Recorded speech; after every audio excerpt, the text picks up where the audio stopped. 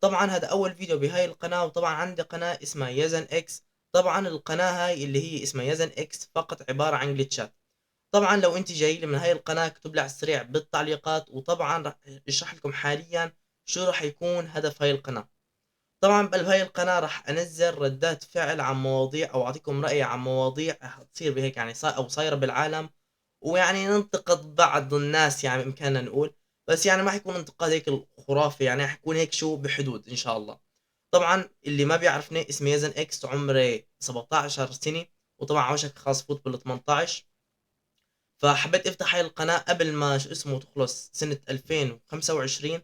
طبعا ان شاء الله حاليا لنهاية السنة يعني معي بالضبط 3 اشهر اقدر اوصل فيه على الاقلية ال1000 مشترك او ال10000. هو الهدف صراحة بهاي القناة 10000 مشترك. فما بعرف شو اللي راح يصير بهاي القناة، بس خلاص يعني فاتحها وراح انزل، يعني يمكن يومين نزل فيهم ورا بعض، يمكن هيك اسحب 3 ايام يوم ايه يوم لا.